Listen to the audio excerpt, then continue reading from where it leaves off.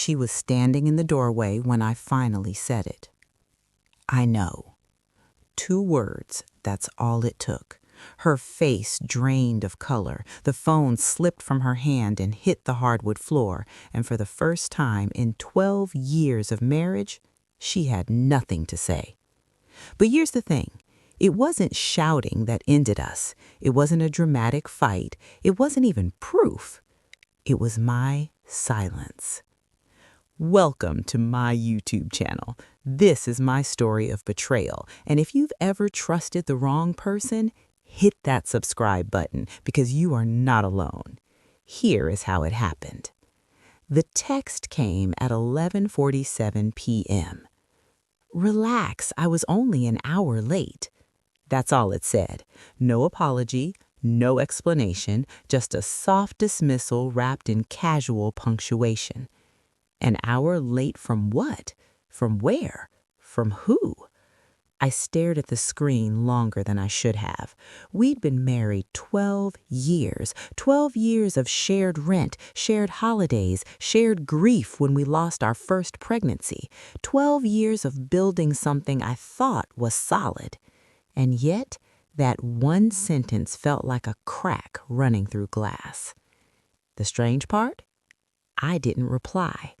Not because I was calm, not because I trusted her, but because something inside me had shifted and I didn't recognize it yet. I was reading comments on my YouTube videos the other day, and I realized I wasn't the only one who felt this slow, creeping doubt. People were writing things like, I knew something was wrong before I had proof. My gut told me, but I ignored it. It wasn't the cheating that broke me, it was the lying. And that hit me, because what happened to me didn't start that night. It started months before. The changes were subtle. She used to leave her phone on the kitchen counter. Suddenly it was face down, always face down. She used to fall asleep next to me during movies. Now she stayed up texting in the bathroom with the door locked. When I asked who she was talking to, she smiled too quickly. Just work. Work had never made her smile like that before. There were new clothes, new perfume, a gym membership she didn't tell me about. I told myself I was being insecure. We had routines. We were stable. We were fine.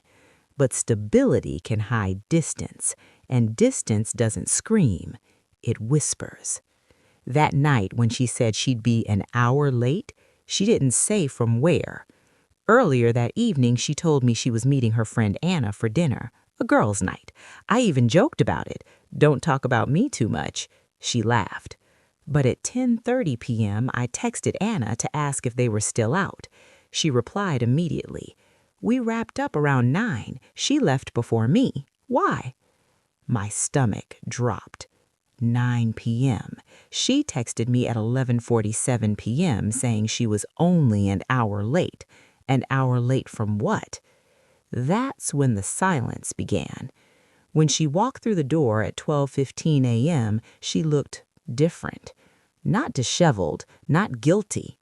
Composed, like someone who had rehearsed a version of the truth. Traffic was insane, she said casually, kicking off her heels. I didn't argue, I didn't accuse, I didn't even look angry. I just nodded. And that unsettled her more than any confrontation could have. The next morning, she tried to kiss me before work. I stepped back, not dramatically, just enough. Her eyes flickered. What's wrong with you? She asked.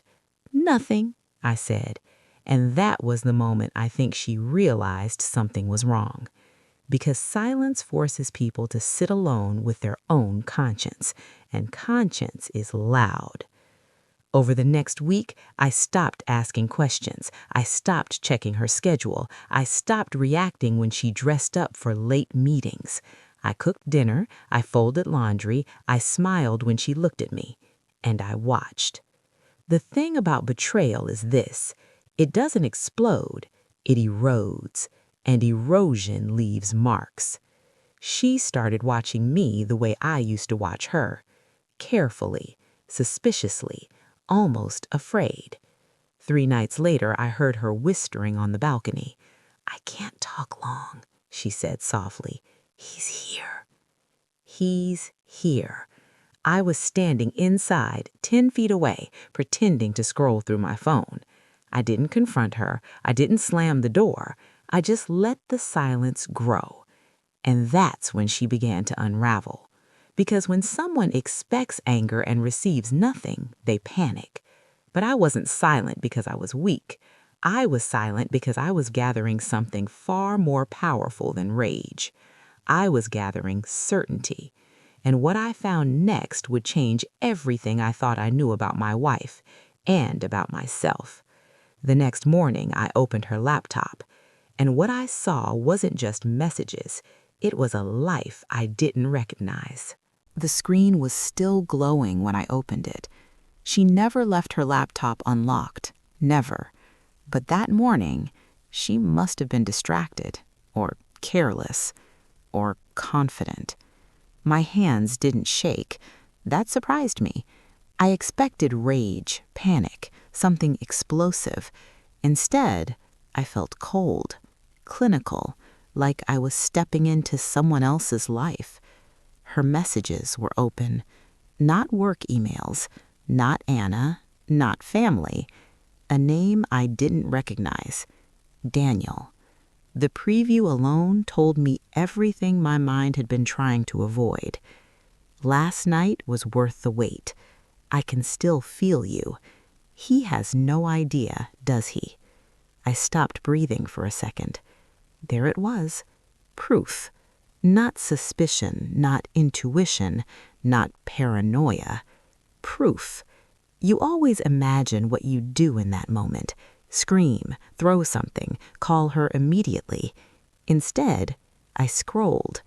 Their thread went back months, 4 months, maybe 5. It didn't start romantic. It started professional. He worked with a client she'd mentioned once or twice, a consultant, older, divorced. The early messages were harmless, then playful, then late night, then secretive, then explicit. I saw the moment it shifted. It was a Tuesday in August. Sometimes I wish I met you before I was married, she had written. His reply was instant. Maybe you did, just in the wrong timeline. That was the first betrayal. Not the physical one, the emotional permission. My eyes kept scanning, absorbing every word like evidence in a trial I never wanted to attend. She complained about me, said I was predictable, said I didn't challenge her anymore, said I was comfortable. Comfortable. 12 years of building stability translated into boredom. I felt something then, not anger, grief, because I realized she wasn't just cheating. She was rewriting our history to justify it. There were photos, not explicit, not graphic, but intimate. A picture of her hand on his arm at what looked like a hotel bar, another of 2 wine glasses clinking together, and then one time-stamped 9:14 p.m., the same night she left Anna's dinner early. That's where she went. Not traffic, not errands, him. The only an hour late wasn't a mistake, it was a calculated lie. I closed the laptop slowly. I didn't cry. I didn't feel dramatic heartbreak like in the movies. It was quieter than that. Like watching your house burn from a distance, knowing you can't run inside because it's already gone. The woman I thought I knew didn't exist anymore. And suddenly, my silence made sense. I had already started detaching before I knew why. My instincts had begun mourning before my brain caught up. When she came home that evening, she looked radiant, happy. She kissed my cheek lightly. "You're quiet lately," she said, studying me. I shrugged. "Just tired." She searched my face for a crack, for anger, for confrontation. There was none, and that unsettled her again, because guilt feeds on reaction, and I was starving it. That night, she rolled toward me in bed. Her hand rested on my chest. It used to feel warm, familiar. Now it felt foreign. "Are we okay?" she whispered. That question almost made me laugh. We? Were we okay? I looked at the ceiling. Why wouldn't we be? She hesitated. "I don't know. You feel distant." Distant. The irony was almost cruel. "You said you wanted something less predictable," I replied softly. She froze. It was subtle, but I felt it. "How do you mean?" she asked carefully. "Nothing, just thinking out loud." And I turned away. Over the next few days, something shifted inside her. She started coming home earlier, started cooking dinner, started asking about my day in more detail. It was like she sensed the ground moving beneath her feet, but couldn't see the crack yet. And here's what I realized. When someone cheats, they don't expect silence. They expect chaos. They prepare for tears, shouting, accusations. They rehearse excuses. They don't prepare for detachment, and detachment is terrifying. 3 days later, she left her phone in the kitchen while she showered. It buzzed twice. "Daniel." I didn't open it. I didn't need to. Instead, I picked up the phone and walked to the bathroom door. I knocked gently. "Your phone's ringing." Water stopped. "Who is it?" she called out. "Daniel." There was a pause. A long one. Then, "Oh, just work." I set the phone on the counter and walked away without another word. She came out 10 minutes later, hair wet, eyes sharp. "Why did you say his name like that?" she asked. "Like what?" "Like you know something." I looked at her calmly. "Should I?" The air between us thickened. She opened her mouth, closed it, shook her head. "You're being weird lately." Maybe, or maybe I was finally being clear. That night, I didn't wait for her to fall asleep. I spoke into the darkness. "I know about Daniel." Silence. No movement, no denial, just breathing. Then a whisper. "How?" That one word confirmed everything. Not, "What are you talking about?" Not, "You're crazy." Just, "How?" I turned on the bedside lamp. Her face looked pale, fragile. I saw the messages. Tears welled instantly. But here's the truth about tears. They don't always mean regret. Sometimes they mean exposure. "It's not what you think," she started. I raised my hand gently. "Don't." And I turned away again. She cried quietly beside me. I didn't comfort her, not because I wanted to punish her, but because something inside me had already crossed a line. There's a moment in betrayal where love and self-respect collide, and only one survives. I lay there listening to her breathe unevenly, and for the first time in 12 years, I felt alone in my own bed. The next morning, she tried to explain. It wasn't serious, it just happened. I felt invisible. I didn't think it would go this far. Excuses layered like fragile glass. I listened without interrupting. When she finished, I asked one question. "Did you love him?" She hesitated. That hesitation was louder than any confession. "I don't know," she whispered. That was enough. But here's where the story doesn't go the way you expect. I didn't pack my bags. I didn't scream for divorce. I didn't expose her. Instead, I did something she never saw coming. I told her, "Okay." She looked confused. "Okay?" she repeated. "Okay," I said calmly. "If you don't know whether you love him, then we need to find out." Her eyes widened. "What does that mean?"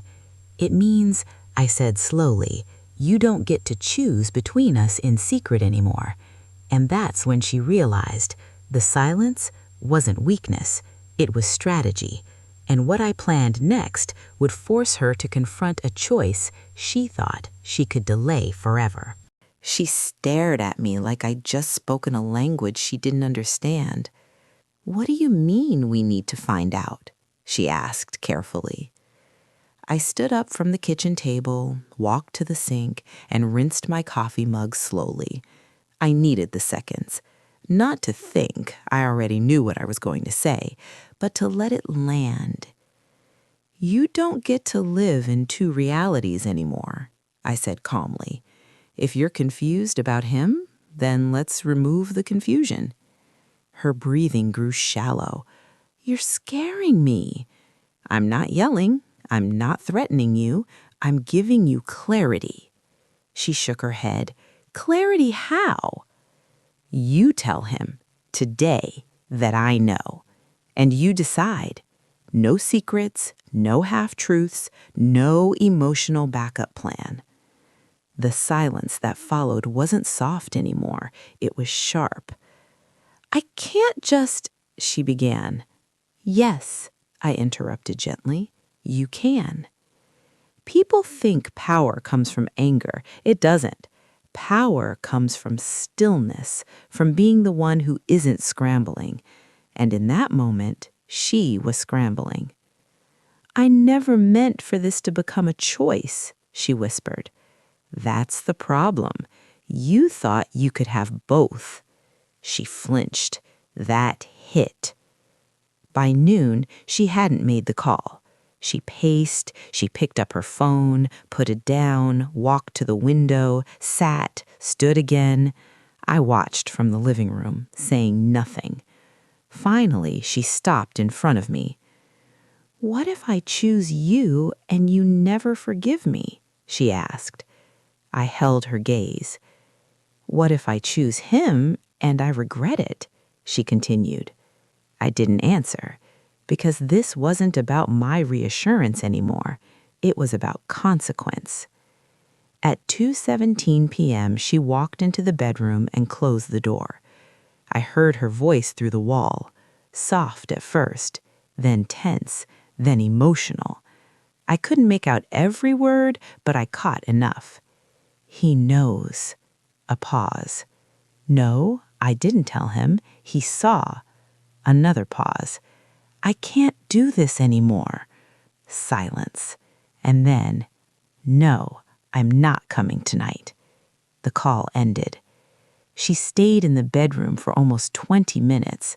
When she finally came out, her eyes were red, but there was something else in them. Not relief, not devastation. Fear. "He's not what I thought," she said quietly. I didn't respond. "He said if I don't leave you now, then there's no point continuing." I tilted my head slightly. "And?" "And I don't want to blow up my life," she whispered. There it was. Not "I choose you," not "I love you," just fear of destruction. "I need honesty," I said calmly. "I am being honest," she insisted. "No, you're being practical." Her shoulders dropped. That was the first time she looked truly small. That night, she tried to reach for my hand on the couch. I let her, but I didn't squeeze back. "I ended it," she said softly. "For real." I nodded once. "Okay." That word again, it drove her crazy. "You're not even angry," she said. I was, when I didn't have proof. She swallowed. "What are you feeling now?" I thought about that and answered honestly. Disappointed. That hurt her more than shouting ever could have. Over the next week, she became attentive. She deleted his number in front of me, blocked him, changed her passwords, offered full access to her phone. I didn't ask for any of it. That confused her even more. "Don't you want transparency?" she asked. "I wanted loyalty," I replied. Another silence. But here's something no one talks about. When the affair ends, the damage doesn't. Trust isn't a switch you flip back on. It's a mirror, and once cracked, you always see the lines. She started overcompensating, leaving notes in my lunch, texting me photos of where she was, sending screenshots of conversations. And every time my phone buzzed with proof of her location, I felt further away, because love shouldn't require surveillance. 2 weeks later, Daniel showed up. Not at our house, at my office. I saw him through the glass doors before the receptionist even called me down. Tall, confident, the kind of man who's used to walking into rooms and owning them. When I stepped into the lobby, he didn't look surprised. "So you're him," he said. I didn't offer my hand. "And you're Daniel," I replied evenly. He studied me. "She said you were calm," he smirked. I didn't believe her. "I don't care what you believe." That wiped his smirk away. "I just wanted to make sure you know she wasn't unhappy because of me. She was unhappy before." There it was, the justification.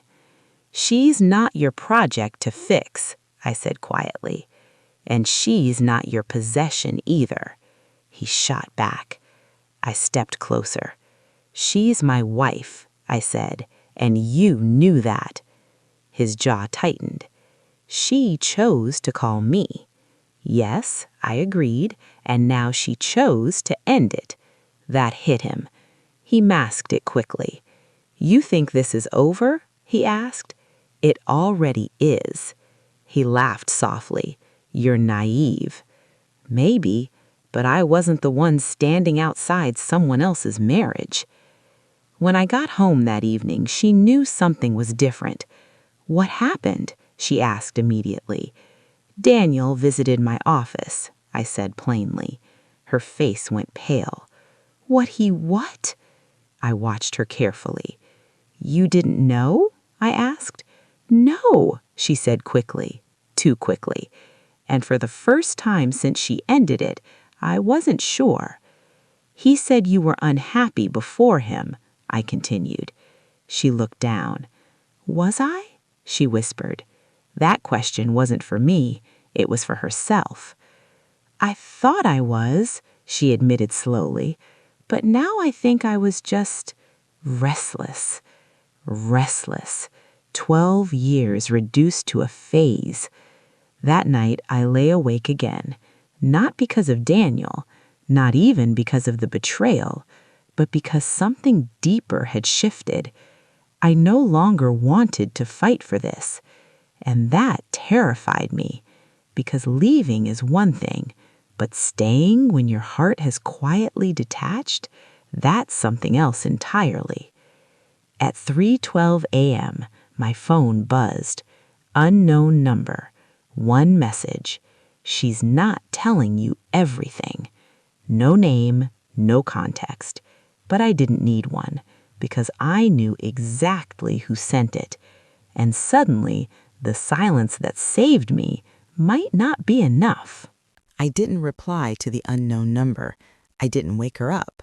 I just stared at the message glowing in the dark. "She's not telling you everything." There's something cruel about those words. They don't accuse, they don't explain. They simply open a door in your mind and let doubt walk in. I placed my phone face down on the nightstand. For months, she had been the one turning her screen away from me. Now it was my turn. The next morning, I studied her across the kitchen table. She looked tired, not from lack of sleep, from emotional exhaustion. "Did you sleep okay?" she asked gently. "Not really," I replied. She hesitated. "Me neither." There was something she wasn't saying. I could feel it in the way she stirred her coffee too long and the way she avoided eye contact just a second too late. I didn't confront her immediately, because if there's more truth hiding, pressure exposes it, and I wasn't in a rush anymore. That afternoon, I stepped outside and called the unknown number. It rang once, twice, then voicemail. No name attached, just silence. 5 minutes later, my phone buzzed again. "You called." It was him. "Daniel." "Finish what you started," I replied calmly. A pause, then, "Ask her about the hotel." The line went dead. The hotel. My mind ran through every message I'd seen. I remembered wine glasses, I remembered flirtation, I remembered timestamps. But hotel? Had I missed something? Or had I not wanted to see it? When she came home that evening, she sensed it instantly. Something had changed. Not louder, not colder, sharper. "We need to talk," I said before she could remove her coat. Her body stiffened. "About what?" "The hotel." She froze, and that reaction, that split second, told me more than any confession could have. "What hotel?" she asked, too carefully. I held her gaze. "Don't insult me." Her shoulders dropped slowly. She sat down, and for a moment I saw the exact instant the last wall collapsed. "It was one night," she whispered. There it was. Not denial, not confusion, admission. "One night?" I repeated. She nodded, tears forming. "I didn't plan it. It just happened." Nothing just happens. Every betrayal is a series of decisions. The dinner, the text, the lie, the drive, the room key. One night isn't a mistake. It's a sequence. "When?" I asked quietly. She swallowed. "The night I told you Anna and I went to dinner." The same night, the same 9:14 p.m. photo, the same only an hour late. I nodded slowly. "So when you said traffic," she closed her eyes. "I know." No excuses this time. No justifications, just quiet guilt. "Why didn't you tell me everything?" I asked. She wiped her cheeks. "Because I thought if I ended it, if I chose you, maybe the details wouldn't matter." That's the thing about people who cheat. They think choosing to stay cancels the damage. It doesn't. It only stops future harm. It doesn't heal what's already broken. "Did you love him?" I asked again. This time she answered faster. "No." "Did you think about leaving me?" A longer pause. "Yes." That one hit harder than the hotel, because physical betrayal wounds the body, emotional exit wounds the soul. I stood up and walked to the window. Outside, everything looked normal. Cars passing, neighbors walking dogs, life continuing. Inside, something fundamental had shifted. "You don't get to partially confess," I said without turning around. "If there's more, say it now." She shook her head. "There isn't." I believed her. And somehow that made it worse, because this wasn't a long affair. It wasn't years of deception. It was a choice made in restlessness, and that meant it could happen again. That night, we didn't sleep in the same bed. Not dramatically, I just took a blanket and lay on the couch. She didn't argue. Around 2 a.m., I heard her footsteps. She stood in the doorway of the living room. "You're really pulling away," she said softly. "I already did," I replied. Her voice cracked. "Are you leaving me?" That question hung in the air, and for the first time, I didn't know the answer. The next day, I went to work and found myself staring at my reflection in the elevator mirror. Who was I now? The betrayed husband? The calm strategist? The man who stayed? Or the man who left? Silence had given me power, but it had also created distance, and distance doesn't always close. That afternoon, she surprised me. There was a folder on the kitchen table. Inside, printed bank statements, hotel charge, timestamp, room number. She'd highlighted it. "I'm not hiding anymore," she said quietly. "You deserve the whole truth." I looked at the paper. Concrete evidence, undeniable. And strangely, I felt nothing. No explosion, no collapse, just clarity. "I'll do therapy," she continued quickly. "Marriage counseling, individual counseling, whatever you want." "What I want," I said slowly, "is to understand why you were willing to risk everything." She looked at me with raw honesty. "Because you thought you'd never leave." That was it. Not passion, not love for him, security. She believed I was permanent, guaranteed, and sometimes the safest thing in the room gets taken for granted. "Are you going to leave me?" she asked again. I didn't answer, because in that moment I realized something terrifying. The choice wasn't about punishment. It was about whether I could live beside someone who had tested my replaceability, and I didn't know if I could. 3 days later, I met with a divorce attorney, not to file, just to understand options, timelines, logistics. When I came home, she was sitting at the table. She looked at my face and knew. "You talked to someone," she whispered. I didn't lie. "Yes." Tears rolled down her cheeks instantly.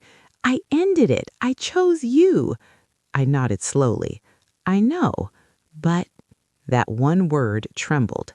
"But choosing me after losing him isn't the same as choosing me first." Her breathing broke, and for the first time, she looked like she truly understood what she'd done. That night, she said something I didn't expect. "If you leave, I won't fight you." I looked at her. "Why?"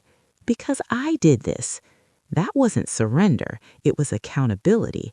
And somehow that complicated everything, because anger is easier to walk away from than remorse. I went to bed alone again, and around midnight my phone buzzed. Another unknown message. "You deserve better than what she's telling you."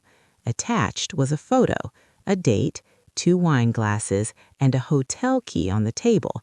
Different night, different timestamp, not the one she confessed. My chest tightened, because that meant there was more. I stared at the photo until the screen dimmed. 2 wine glasses, a hotel key, different date, 3 weeks after the night she confessed to. My pulse didn't spike this time. It slowed. Because there's a moment when betrayal stops surprising you and starts confirming your worst instincts. I didn't wake her. I didn't storm into the bedroom. I waited until morning. She was already awake when I walked into the kitchen. Red eyes, no makeup, coffee untouched. She looked like someone waiting for a verdict. "We need to talk again," I said quietly. Her fingers tightened around the mug. "There's more," I continued. She didn't ask what I meant. That told me everything. I placed my phone on the table and turned the screen toward her. Her face drained of color instantly. She didn't deny it. She didn't even reach for the phone. She just whispered, "He sent that?" "Yes." Silence. "You told me it was one night." She closed her eyes. "It was supposed to be." That sentence cut deeper than a confession, because it revealed intent, not accident, not weakness, plan. "How many?" I asked. The room felt smaller. She shook her head faintly. 2. 2 what? 2 nights. The honesty came slower this time, heavy, dragged out. "Both hotels?" I pressed. She nodded. My throat felt tight, but my voice stayed steady. "Why lie again?" She whispered, "I was scared." "Of what?" "That if you knew everything, you'd be gone." I leaned back in my chair. I might still be. Here's the thing no one tells you.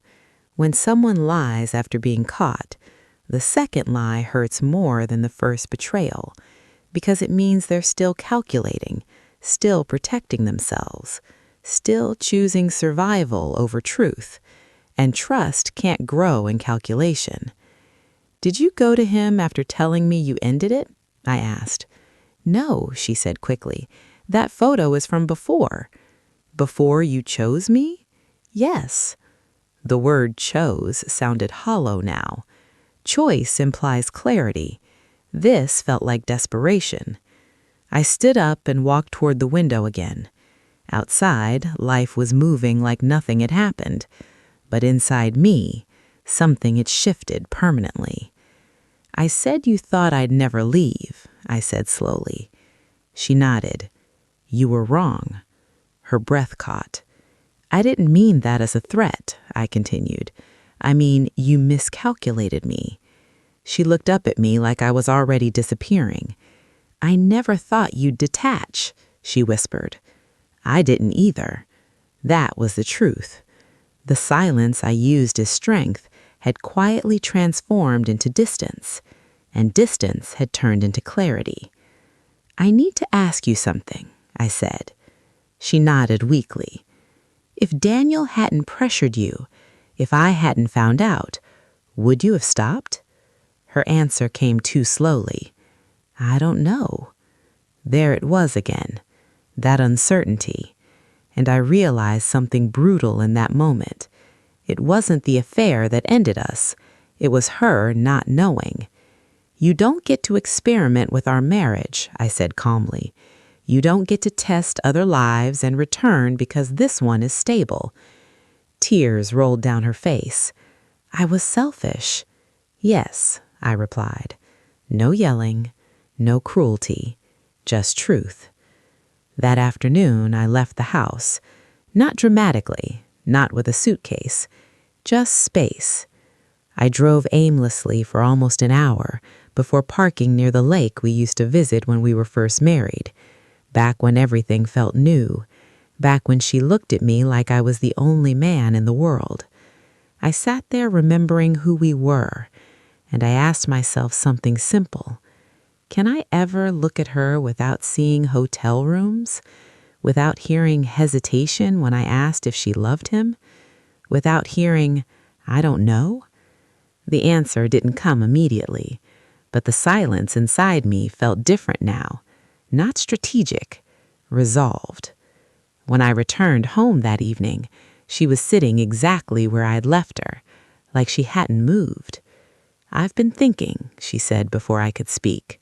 "So have I." She swallowed.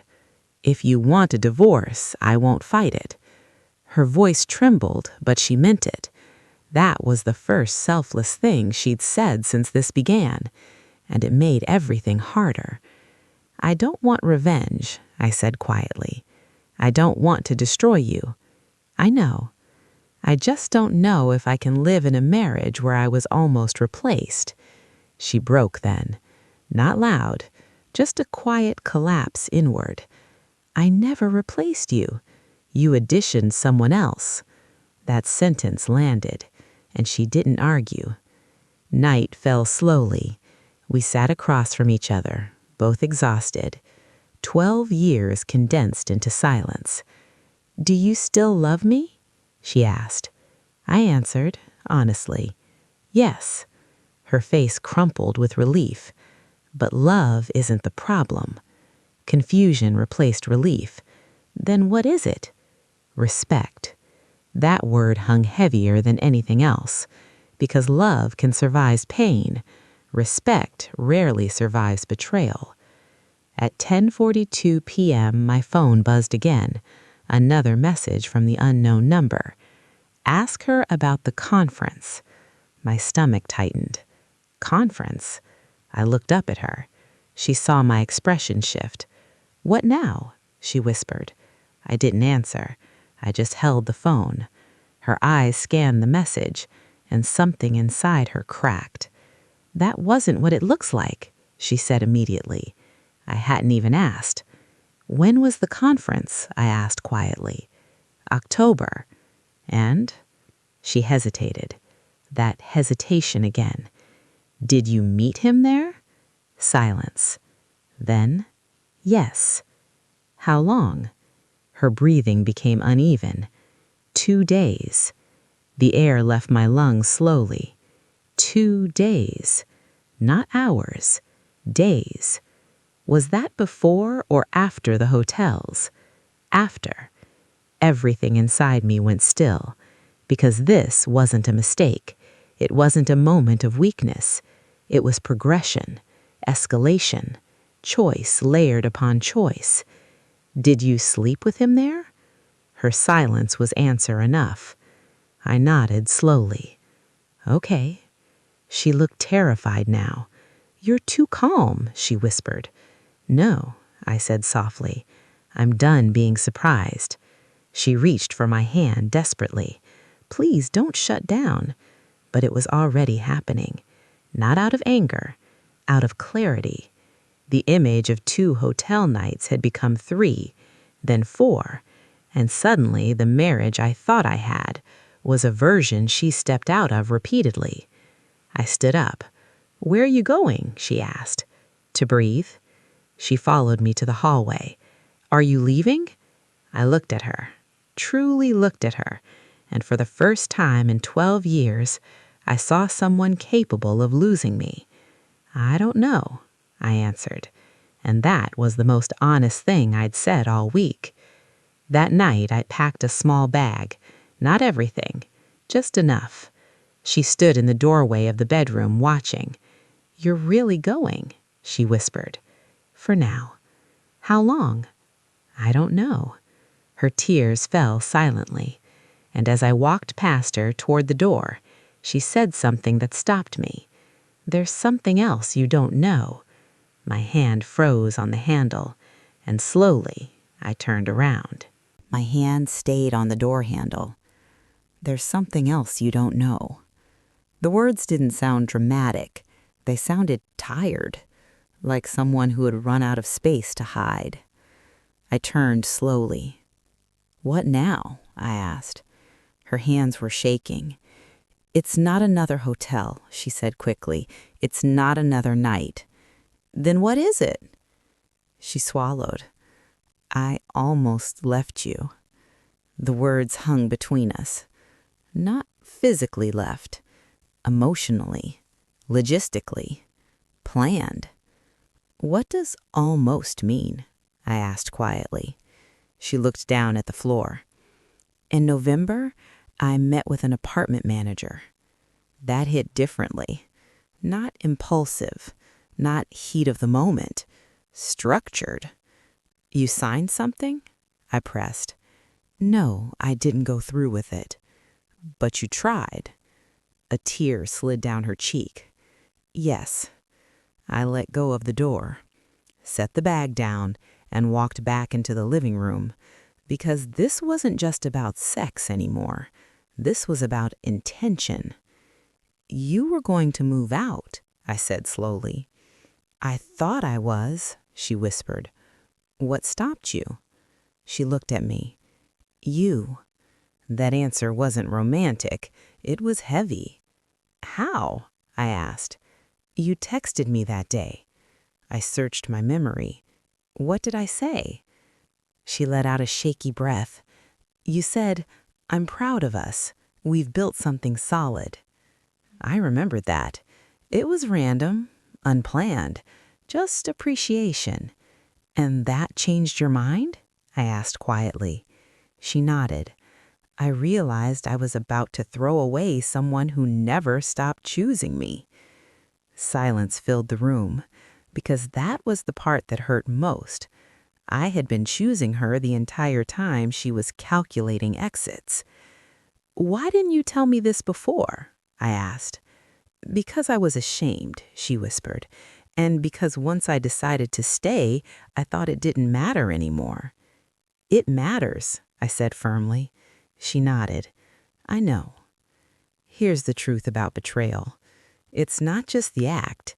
It's the timeline, the planning, the meetings, the alternate futures someone sketches without you knowing.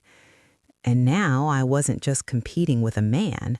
I was competing with a version of her life where I didn't exist. "Did Daniel know you were apartment hunting?" I asked. She hesitated. "Yes." That word felt like a final brick falling. "So you weren't just exploring, you were preparing." Her voice broke. I was confused. "No," I corrected gently, "you were deciding." I sat down, exhausted in a way that felt deeper than sleep. "Why tell me now?" I asked. "Because if you leave," she said, "I don't want you leaving based on half the truth." That was the most honest thing she'd said all night, and it landed differently. "You said you almost left," I continued. "Be honest with me. If I hadn't found out, would you have?" Her eyes filled again. "Yes." There it was, raw, unfiltered. If I hadn't discovered the messages, if Daniel hadn't pressured her, if silence hadn't cornered her, she would have walked. Something inside me didn't break. It settled, like a verdict already known. "I appreciate you telling me," I said quietly. She looked confused. "That's it? What do you want? Screaming? Throwing things?" "No," she whispered. "I want you to fight." Fight. That word. "I did," I said calmly. "You just didn't see it." She dropped to the couch across from me. "I was selfish," she said again. "I wanted excitement. I wanted to feel wanted." "You were wanted," I replied. "Not like that." And that sentence told me something crucial. This wasn't about me lacking. It was about her craving validation, external, new, unfamiliar. And that kind of hunger doesn't disappear overnight. "What are you afraid of right now?" I asked her. She didn't hesitate. "Losing you." "And before?" "Losing myself." There it was, the root. She wasn't running towards Daniel. She was running from something inside herself. Restlessness, aging, routine, the quiet fear that life had stabilized too early. And instead of confronting it, she detonated the safest thing she had. "I need to know something," I said carefully. "Anything. If I stay, if we try to rebuild, will you resent me later?" Her eyes widened. "No." "Think carefully," I continued, "because rebuilding means accountability, transparency, therapy, conversations that won't feel comfortable." She nodded firmly. "I'll do all of it." "But will you resent me for watching you closer, for not trusting easily?" She swallowed. "I don't know." That honesty again. Painful, but real. Silence stretched, and for the first time since this began, I felt something other than anger or detachment. I felt grief for the simplicity we used to have, before phones were face down, before hotel receipts, before unknown numbers in the night. "I'm not staying tonight," I said finally. Her shoulders dropped. "But I'm not filing tomorrow either." She looked up. "What does that mean?" "It means I need distance to decide if I'm staying because I love you or because I'm afraid of losing 12 years. That hit her, because she almost left for excitement, and now I was almost leaving for clarity. As I picked up my bag again, she stood. "Can I ask you one thing?" I paused. "Are you done loving me?" That question was soft, vulnerable, and terrifying. I answered truthfully, "No." Relief flickered across her face. "But I am done loving you blindly." That one landed. I walked to the door. This time she didn't stop me. She just said quietly, "I'll be here." I stepped outside. The air felt different, cold, real. And as I drove away from the house we built together, my phone buzzed one last time. Unknown number again. But this message wasn't from Daniel. It was from a woman. "Hi, I don't know you. I think we need to talk about your wife." I stared at the screen, because if this was who I thought it was, then the story wasn't just about betrayal. It was about something much bigger. I pulled the car over before I even realized I had slowed down. The message glowed on my screen. "Hi, you don't know me. I think we need to talk about your wife." No name, just a number. My heart wasn't racing anymore. It was steady, like it had accepted that whatever came next was the final layer. I typed back, "Who is this?" The response came almost immediately. "My name is Claire. I'm Daniel's ex-wife." For a second, the world felt strangely quiet. Of course, there was another perspective, another casualty. "What do you want?" I replied. "Not revenge," she wrote, "closure, and I think you deserve context." Context, that word can either heal or detonate. We agreed to meet at a small cafe halfway between our neighborhoods, neutral ground, public, safe. When I walked in, she recognized me instantly, not because she'd seen me before, but because betrayal leaves the same expression on different faces. She looked exhausted, not angry, not dramatic, just tired. "You look exactly how I did 2 years ago," she said gently. I sat down across from her. "Start talking." Daniel hadn't just been divorced. He had a pattern. According to Claire, he gravitated toward married women, women who were restless, women who felt unseen, women who needed validation. "He doesn't want commitment," she explained quietly. "He wants the thrill of being chosen over someone else." That sentence hit hard. Chosen over someone else. Not chosen for love, chosen for competition. "He did this during our marriage too," she continued. "Emotional affairs at first, then physical. When I found out, he blamed me, said I wasn't enough." The script felt familiar. "She said she felt invisible," I muttered. Claire nodded slowly. "That's what he does. He makes them feel extraordinary, like he sees something their husbands don't." I leaned back. "So you're saying this wasn't unique?" "No," she said softly. "It was predictable." She slid something across the table, printed screenshots, different names, different women, same tone, same charm, same late-night messages. My stomach tightened because suddenly Daniel wasn't a rival, he was a template. "Why are you telling me this?" I asked. "Because he texted me last night," she said calmly. My chest tightened. "What did he say?" She held my gaze. "He said your wife is going to regret choosing you." A cold wave ran through me. "He thinks she'll come back." I looked down at the screenshots again. This wasn't about love. It was ego, possession, the need to win. "Did she know about the other women?" I asked. Claire shook her head. "They never do." That sentence lingered, because if my wife believed she was special, if she believed she was different, then this wasn't a romance. It was manipulation layered over her insecurity. "Be careful," Claire said quietly. "When he feels rejected, he escalates." "How?" I asked. "He pushes, he threatens exposure, he tries to destabilize." My mind immediately went to the unknown messages, the photos, the timing. He wasn't just informing me, he was trying to control the narrative. I left the cafe with more clarity than anger.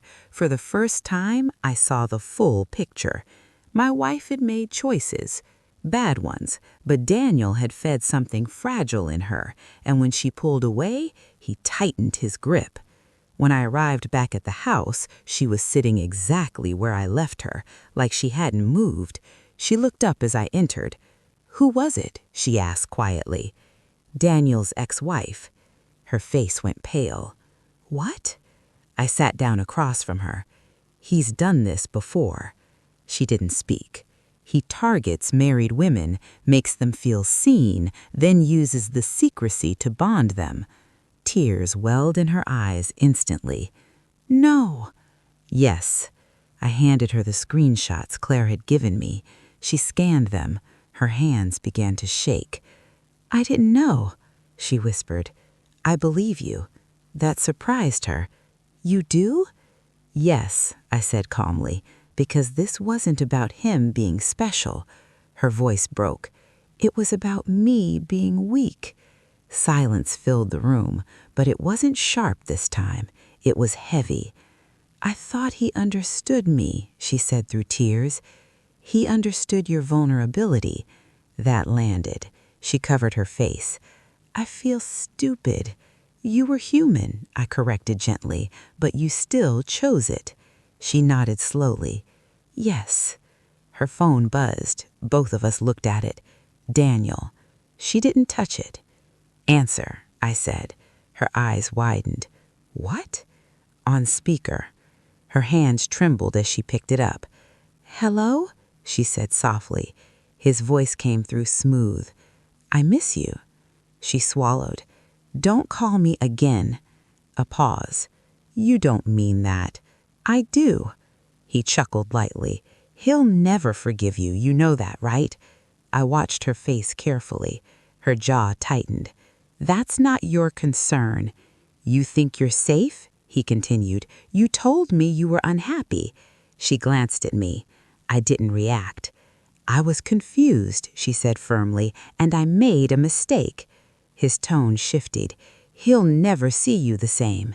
I know, she whispered, and you'll hate him for it. She shook her head. No, I hate myself for it. That silence on the other end was different, not seductive, not confident, threatened. You'll call me again, he said finally. No, she replied, and she hung up. Her hands dropped into her lap. She looked at me with something I hadn't seen before, not fear, not guilt, accountability. I didn't see him clearly, she whispered. I know, but that doesn't erase what I did. No, I agreed. We sat there for a long time, no shouting, no theatrics, just truth sitting between us. I almost destroyed us for someone who collects women like trophies, she said quietly. Yes, and I would have blamed you.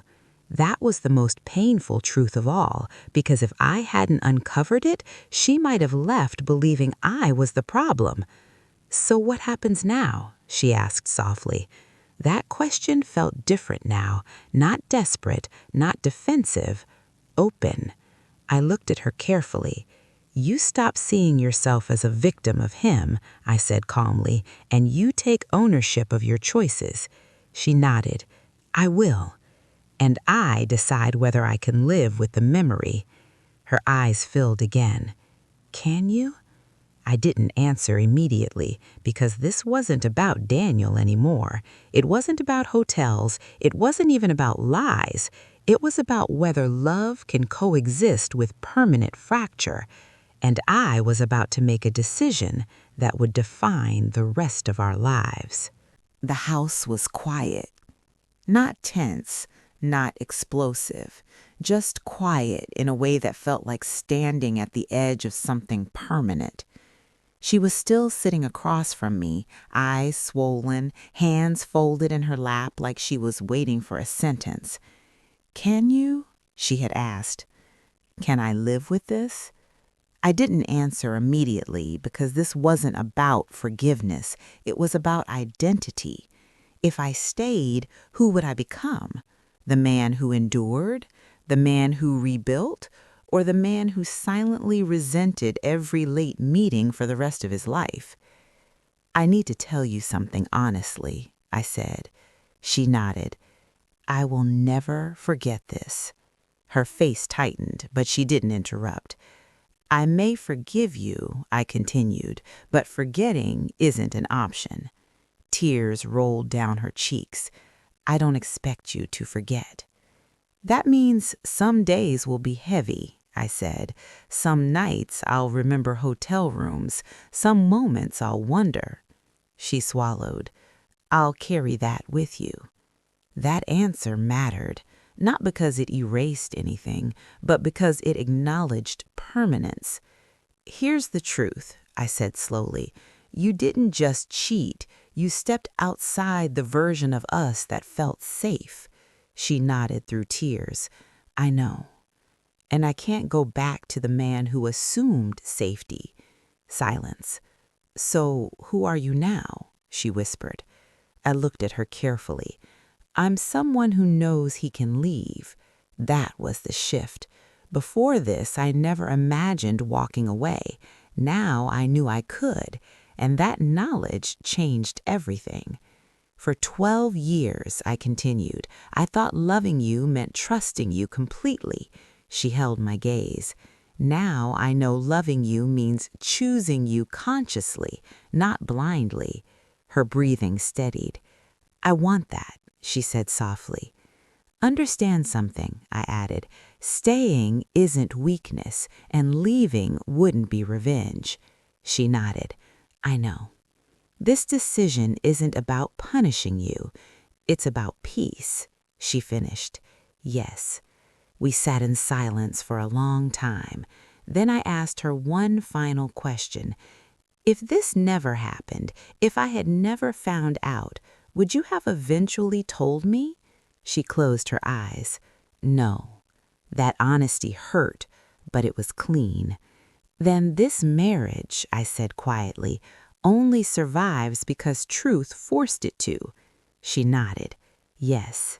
That night, for the first time in weeks, we slept in the same bed. Not wrapped around each other, not pretending everything was fine, just present.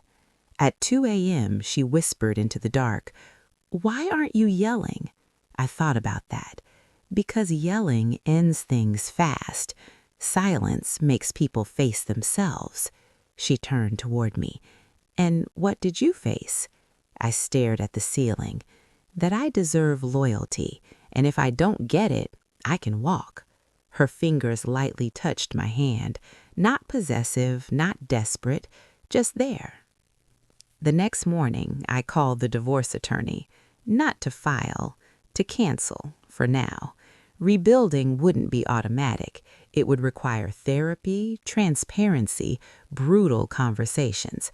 But I wasn't staying because I was afraid to lose 12 years. I was staying because I wanted to see if two flawed people could build something honest out of broken ground. And that difference matters. Weeks passed. Counseling started. The sessions weren't pretty. She had to unpack her restlessness, her fear of aging, her need for validation. I had to unpack my emotional distance in the last year, because while her choices were hers alone, marriage is rarely one-dimensional. That didn't excuse her, but it explained cracks we both ignored. Daniel tried calling twice more. She didn't answer. Blocked, deleted, erased. Claire sent one final message. He'll move on to someone new. I believed her, because men like him don't change. They collect. One evening, about 3 months later, we sat on the balcony together, the same balcony where I once heard her whisper, "He's here." The air felt different now, real, unfiltered. I was reading comments on my YouTube videos the other day, and I realized I wasn't the only one who felt betrayal creeping in before it exploded. She looked at me. "You're going to tell this story?" "Yes." "Why?" "Because silence ended everything once, and then it rebuilt something stronger." She nodded slowly. "I hate that I'm the villain in it." "You're not the villain. You're human." She shook her head faintly. "I hurt you." "Yes." "And you still stayed." "For now," I corrected gently. That word wasn't a threat. It was accountability. Love from this point forward would be active, earned daily. Months later, I caught myself laughing with her in the kitchen, genuinely, not forced, not hollow, and it surprised me because I realized something unexpected. The silence that once felt like the end had forced both of us to confront who we really were. She faced her insecurity, I faced my complacency, and we both faced the reality that love without respect is fragile.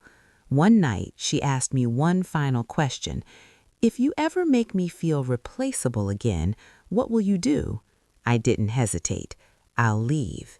She nodded and smiled softly. Good, because now she knew I wasn't permanent by default. I was present by choice. Here's the truth I learned.